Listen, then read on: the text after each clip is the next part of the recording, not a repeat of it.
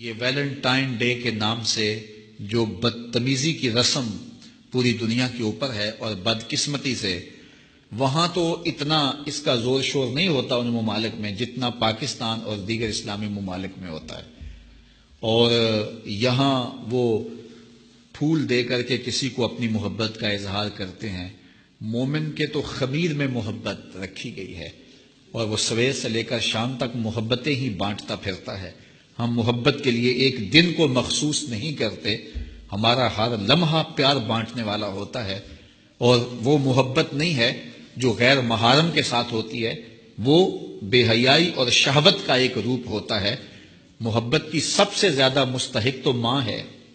محبت کی سب سے زیادہ مستحق تو یہ پاک باز ہستی ہے اس دنیاوی رشتوں میں، اور پھر باپ ہے تمہارا، اور تمہارے اعزاء و اقربا ہیں، تمہارے بچے ہیں، اور ہم سویر سے لے کر شام تک محبت ہی بانٹتے رہتے ہیں۔ پتہ نہیں لوگ ایک پھول سے اپنی محبت کا اظہار کرتے ہیں،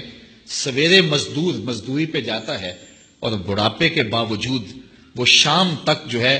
وہ اپنے کمزور کندھوں پر اور کمزور وجود پر جو ہے وہ بوریاں اٹھا اٹھا کر کے شام تک مزدوری کرتا ہے، اور شام کو جب وہ واپس آتا ہے تو وہ دوپہر کا کھانا بھی تھوڑا کھاتا ہے کہ میرے پیسے بچ جائیں، اور بعض اوقات وہ پیدل چل کے آتا ہے۔ تو کیا اپنی اولاد کے ساتھ محبت کا ثبوت اس سے بڑھ کر بھی کوئی چاہیے؟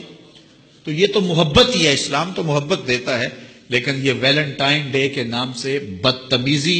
اور بھیا باختگی کا ایک پروگرام ہے۔ مسلمانوں کو ایسی رسمیں، اگرچہ ایسی رسموں کے نقصانات نہ بھی ہوں جو مغرب سے آتی ہیں یا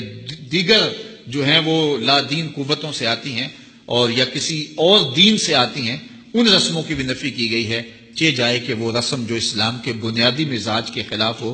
ہر دین کی کوئی پہچان ہوتی ہے، اسلام کی پہچان حیا ہے، اور اگر آپ مجھے پوچھیں کہ اسلام کا دوسرا نام کیا ہے تو میں کہوں گا اسلام کا دوسرا نام دین حیا ہے۔